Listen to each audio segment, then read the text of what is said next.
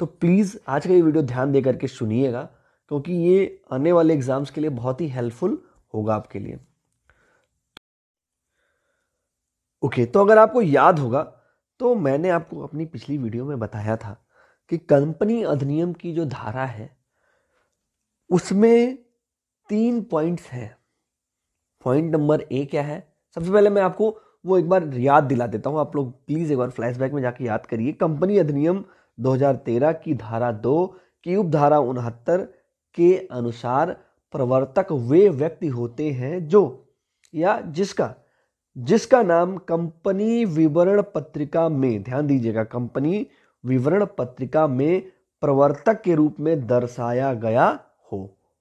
यहां पे एक पॉइंट आता है विवरण पत्रिका, जिसको अंग्रेजी में हम लोग प्रॉस्पेक्टस बोलते हैं। ओके, प्रॉस्पेक्ट बोलते हैं।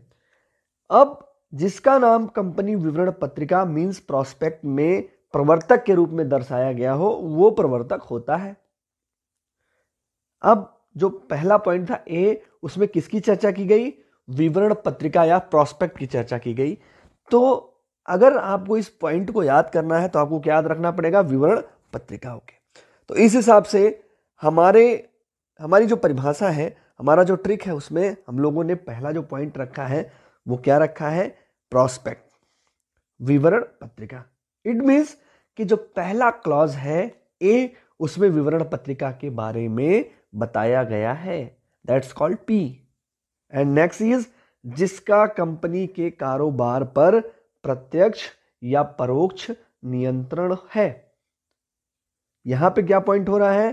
कंपनी के कारोबार पर प्रत्यक्ष या परोक्ष रूप से नियंत्रण है। नियंत्रण मींस कंट्रोल, अंग्रेजी में क्या बोलते हैं? कंट्रोल। तो नेक्स्ट जो लाइन है, जो पॉइंट अपना बी है, उसमें कंट्रोल के बारे में बताया गया है। It means C means control. और जो तीसरी लाइन है, तीसरी लाइन क्या है? जिसके परामर्श, निर्देश, अनुदेश के अनुसार कंपनी का निदेशक मंडल अपने कार्य संचालित करते हो।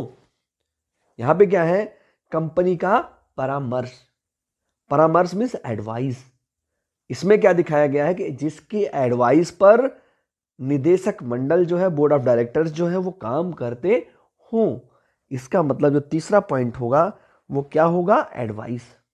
अब ध्यान से अगर आप देखेंगे तो जो कंपनी की परिभाषा है, माफी चाहता हूं, प्रवर्तक की जो परिभाषा है उसको 3 सेक्शंस में डिवाइड किया गया है। Point number 1, point number A, जिसमें प्रोस्पेक्ट के बारे में बात की गई है, विवरण पत्रिका के बारे में बात की गई है। अगर विवरण पत्रिका में जिसका नाम प्रवर्तक के रूप में है वो क्या है? प्रवर्तक है।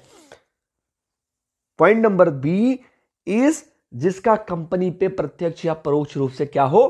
कंट्रोल हो। और पॉइंट नंबर सी इज जिसके एडवाइस पर बोर्ड ऑफ डायरेक्टर्स काम करते हो।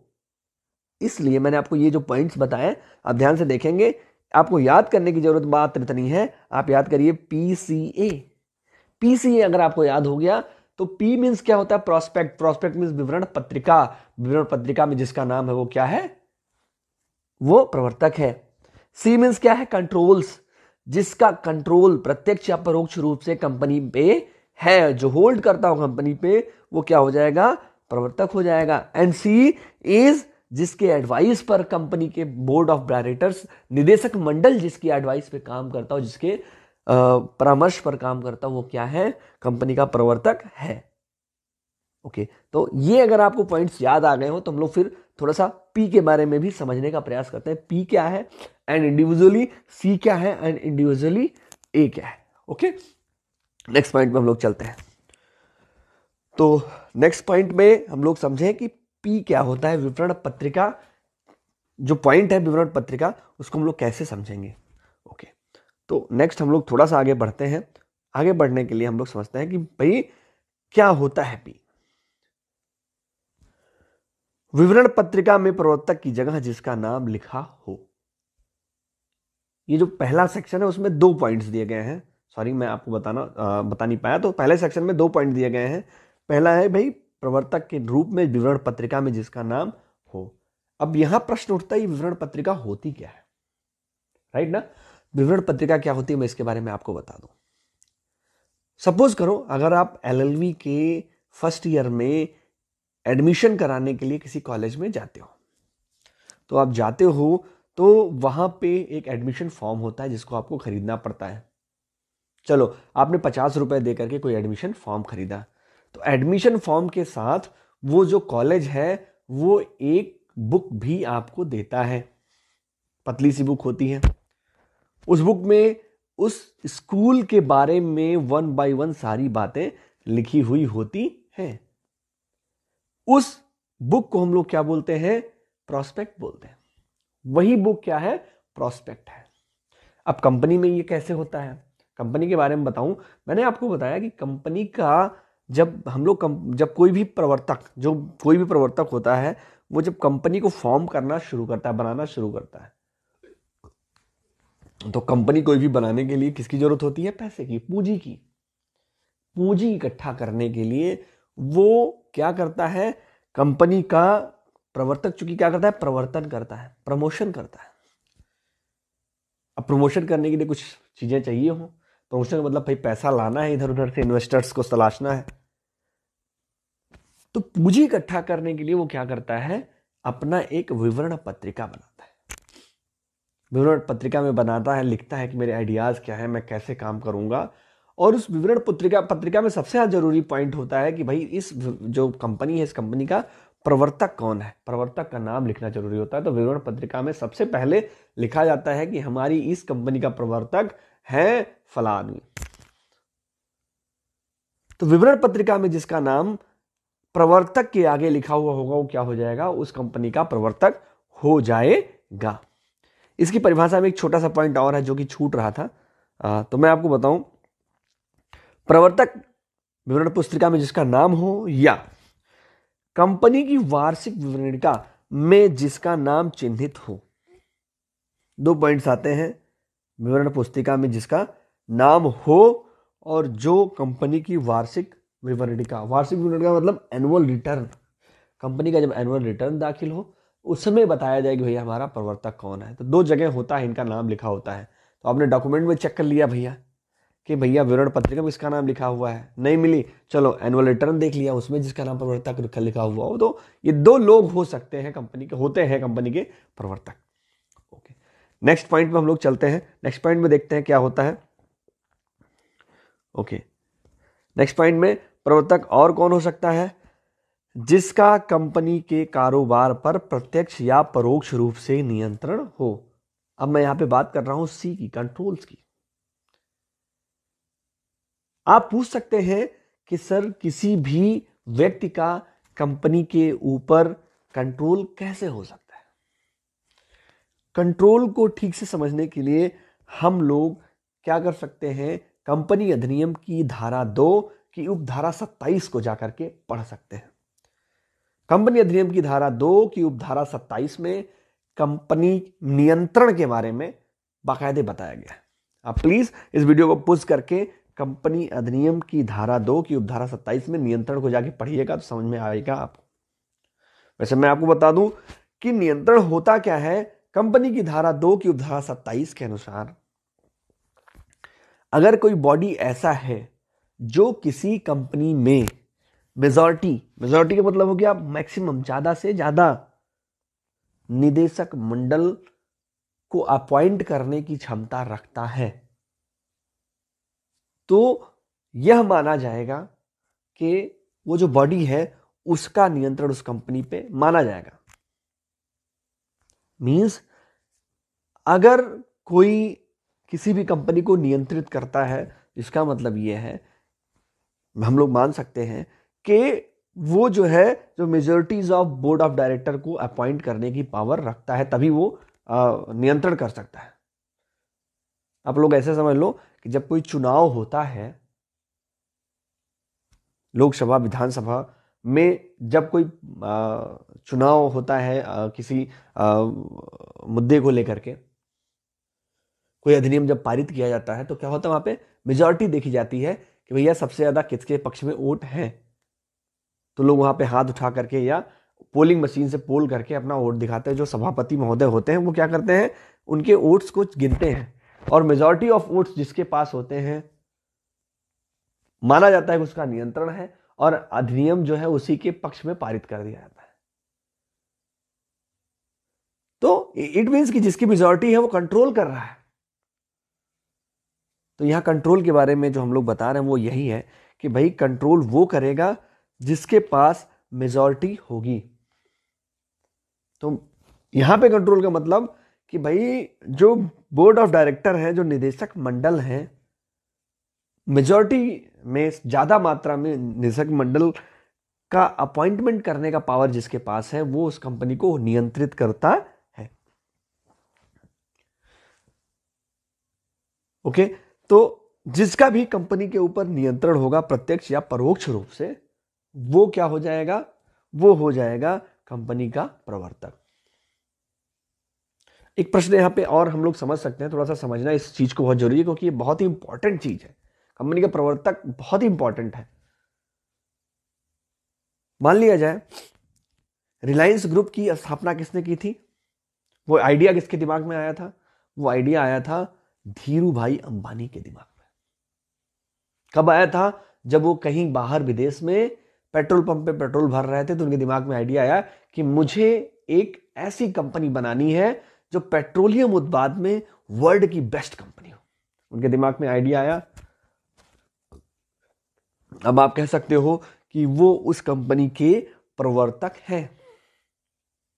यस, सही है, वो ही कंपनी के प्रवर्तक हैं। धीरू भाई अंबानी जी ही कंपनी के प्रवर्तक हैं। लेकिन आज की स्थिति क्या है?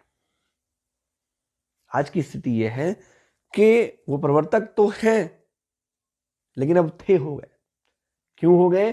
क्योंकि आज की डेट में उस कंपनी पे जो कंट्रोल है वो उनका नहीं है। कंट्रोल किसका है? उनके बच्चों का कंट्रोल है। इट मींस आज के डेट में कंपनी का, रिलायंस ग्रुप का जो प्रवर्तक है वो अब धीरू भाई अंबानी ना होकर के उनके बच्चे हो गए। क्लियर हुआ ना? फिर नियंत्रण जिसका करंट टाइम में है वो उस कंपनी का प्रवर्तक होगा, भले ही उसने वो कंपनी बनाई हो या ना बनाई हो। Is that clear? ओके, आगे बढ़ते हैं। या पॉइंट सी पे चर्चा कर ले। पॉइंट सी क्या था? एडवाइस ए। ओके, जिसके परामर्श पर कंपनी का निदेशक मंडल कार्य करता हो।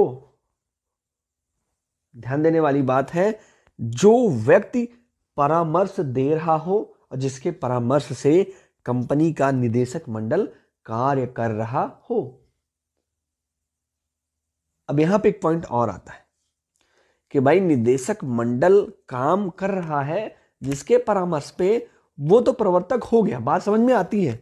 लेकिन होता क्या है? आप लोग पढ़ करके मान लिया कि आगे चल के किसी कंपनी में बड़े वकील बने, किसी कंपनी के जो है लीगल एडवाइजर बन गए। तो जो लीगल एडवाइजर्स होते हैं, अकाउंटेंट्स होते हैं या जो सीएज होते हैं, उनसे कंपनी के जो बड़े बड़े बोर्ड ऑफ डायरेक्टर्स हैं वो जा करके एडवाइस लेते हैं कि सर दिस केस में हमारी कंपनी फंस गई है, आगे हमको क्या करना है। आप लोग भी कंपनी को एडवाइस करोगे। अगर आप लीगल एडवाइजर बनोगे या सीए बनोगे या जो भी आप बनोगे, बड़े अकाउंटेंट्स बनोगे, तो आप लोग एडवाइस करोगे। तो आप जब एडवाइस करोगे तो इसका मतलब आप ये कह सकते हो कि भैया मैंने आपकी कंपनी को एडवाइस कर दिया। और कंपनी अधिनियम की धारा 2 क्लॉज 69 में एक बात कही गई है कि जो किसी कंपनी को एडवाइस देता है, जिसकी एडवाइस पर कंपनी के बोर्ड ऑफ डायरेक्टर्स काम करते हैं, वो उस कंपनी का प्रवर्तक होता है। तो इट मींस मैं इस कंपनी का प्रवर्तक हूं, तो ऐसे नहीं चलेगा। बिकॉज इसमें क्लियर किया गया है, कंपनी अधिनियम की धारा 2 की उपधारा 69 में यह बात क्लियर की गई है कि ऐसा कोई व्यक्ति कंपनी का प्रवर्तक नहीं हो सकता जो किसी व्यावसायिक हैसियत से कंपनी के लिए काम करता हो। अब व्यावसायिक हैसियत का मतलब हो गया कि भैया जब आप किसी कंपनी के लीगल एडवाइजर बनेंगे तो जो एडवाइस देंगे उस एडवाइस के बदले में आपको क्या मिलेगा? नगद पैसा मिलेगा। यहां पे आपकी जो हैसियत है वो क्या हो गई? व्यावसायिक हो गई। आप पैसा ले रहे हैं तब एडवाइस दे रहे हैं, तो आप कंपनी के प्रवर्तक नहीं हो सकते। समझ में आ गई ना बात? कंपनी के प्रवर्तक आप नहीं हो सकते। कंपनी का प्रवर्तक कौन हो सकता है? जो बिना किसी व्यवसायिक हैसियत से कंपनी के बोर्ड ऑफ डायरेक्टर्स को परामर्श देता हो।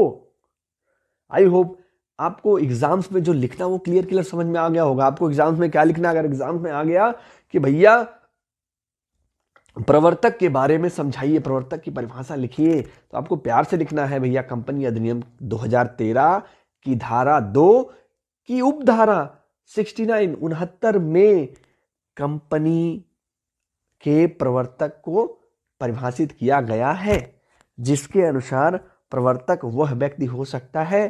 कौन हो सकता है? पहला पी। पहला क्या हो सकता है भैया? पी का मतलब हो गया प्रोस्पेक्ट, प्रोस्पेक्ट का मतलब होगा विवरण पत्रिका, जिसका नाम विवरण पत्रिका में हो, या एक बात और बताया मैंने, एनुअल रिटर्न में, जिसका नाम एनुअल रिटर्न में हो, वो क्या होगा? कंपनी का प्रवर्तक होगा। आ जाइए नंबर 2 पे, सी मींस कंट्रोल, जिसका कंपनी पे प्रत्यक्ष या परोक्ष रूप से नियंत्रण हो, कंट्रोल हो, वो क्या होगा? कंपनी का प्रवर्तक होगा। नंबर 3 पे आ जाइए, सी एडवाइस, ए जिसके एडवाइस पर कंपनी का निदेशक मंडल, बोर्ड ऑफ डायरेक्टर काम करते हो, वो क्या होगा? कंपनी का प्रमोटर होगा। नीचे एक छोटी सी लाइन, क्या, कौन सी लाइन? मैंने आपको बताया कि अगर कोई व्यक्ति ऐसा भी है जो परामर्श दे रहा है लेकिन वो प्रमोटर नहीं है, क्यों नहीं हो सकता? ऐसा व्यक्ति जो व्यावसायिक हैसियत से कोई परामर्श देगा वो कंपनी का प्रमोटर नहीं हो सकता।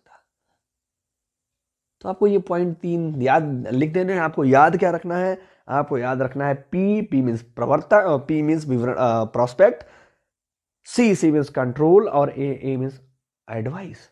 पीसीए याद रखनी है। अगर आपको ये पीसीए याद हो गया तो कंपनी का प्रवर्तक के बारे में लिखने वाली कोई भी बात आ जाएगी तो आपको पूरे के पूरे मार्क्स मिलेंगे।